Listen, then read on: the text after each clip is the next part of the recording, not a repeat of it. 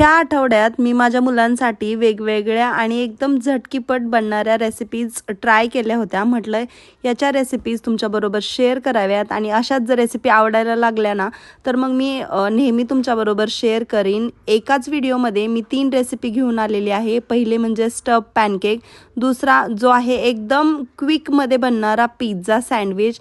याला फक्त 4-5 मिनिटं लागतात बनवायला, एवढी सोपी रेसिपी आहे। आणि तिसरी म्हणजे मुलांची आवडती आईस्क्रीम। मुलांना आईस्क्रीम खूप आवडते आणि खूप सोप्या पद्धतीने आणि एकदम झटकीपट बनणारी ही आईस्क्रीम कशी बनवायची तेही मी तुम्हाला सांगणार आहे। तर पहिली रेसिपी आपण ट्राय करूयात। तर ते म्हणजे हे वाले पॅनकेक्स, जसं की मी पहिल्यांदा दाखवलं होतं आणि हे माझ्या मुलाला खूप जास्त आवडलं। म्हटलं याची रेसिपी तर झालीच पाहिजे।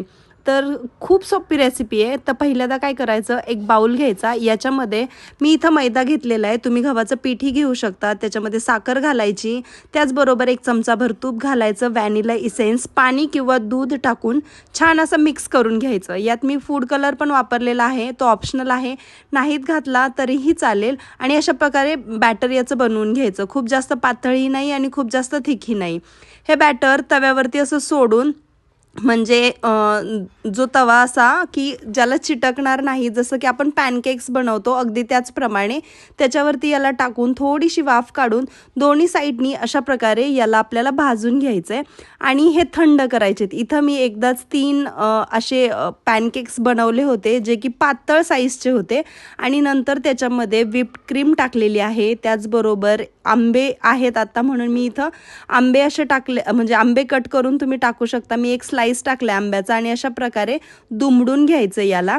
आणि हे खूप जास्त टेस्टी लागतात। जर तुमच्याकडे क्रीम नसेल तर तुम्ही यात चॉकलेटही टाकू शकता, चॉकलेट फ्लेवरमध्ये बनवून। तर मस्त असं हे स्टफ पॅनकेक तयार झालेले आहेत आणि हे खूप जास्त टेस्टी लागतात। असं नाही की लहान मुलांनाच आवडतील, तुम्हालाही म्हणजे घरात सगळ्याला खूप जास्त आवडतील। थोडीशी डिफरंट रेसिपी म्हणून नक्की ही ट्राय करू शकता।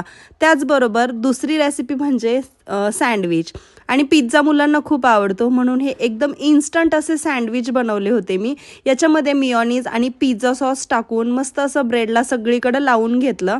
त्यानंतर याच्यावरती तुम्ही तुमच्या आवडीच्या सगळ्या वेजेस टाकू शकता, पण मी इथं काय केलं की चीज ग्रेट करण्यापेक्षा चीज स्लाइस टाकला, जे की सगळीकडं असं लावून, म्हणजे सगळीकडं चीज पोहोचेल। चीज ग्रेट करून टाकलं ना मग ते काही ठिकाणी लागतं आणि काही ठिकाणी नाही, म्हणून मग मी अशा प्रकारे स्लाइस टाकले प्रत्येक याच्यावरती। आणि त्यानंतर मी इथं सिमला मिरची टाकली, त्याचबरोबर कांदा आणि टोमॅटो, हे बेसिक तर घरामध्ये असतंच। कॉर्न असेल ना, आता कॉर्नचा सीझन आहे तर त्यामुळं कॉर्नही तुम्ही वापरू शकता, पनीर टाकू शकता।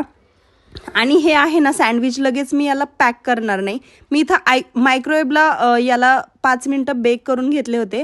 पण तुम्ही ना याला गॅसवरतीही कमी तव्यावरती असं कमी स्पीडमध्ये याला भाजून घेऊ शकता झाकण ठेवून। मग चीज छान असं मेल्ट झालं की हे सँडविच तयार। त्याचबरोबर दुसरा जो ब्रेड आहे ना तो पण आपल्याला भाजून घ्यायचा आहे, म्हणून मी हे जे हा जो ट्रे होता ना त्याच्या खालीच अजून ब्रेड ठेवले होते, जेणेकरून ते पण गरम होतील म्हणून।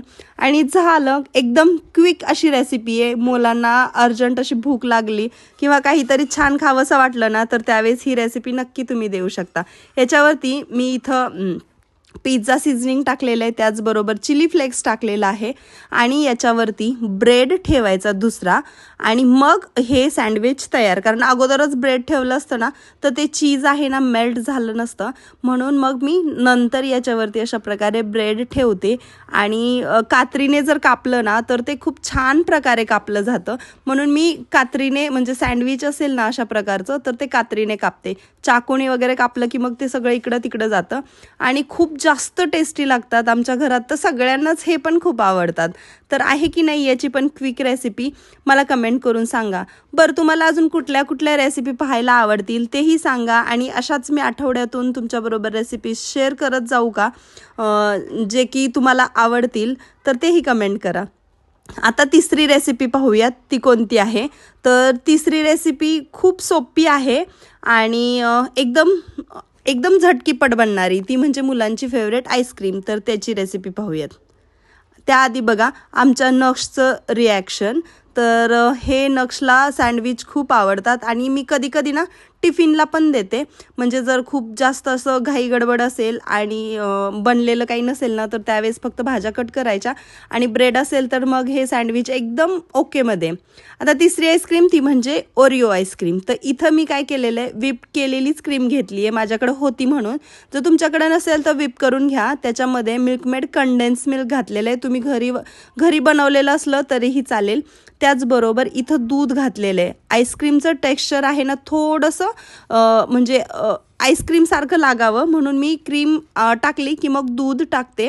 नाहीतर काय होतं, फक्त क्रीम खाल्ल्यासारखी लागते आणि आईस्क्रीम अशी जर केली ना तर छान लागते. याच्यामध्ये नंतर मी व्हॅनिला एसेन्स घातला आणि ह्याची जी क्रीम आहे ना, याचे लम्स गेले पाहिजेत म्हणून छान असं मिक्स करून घ्यायचं आहे.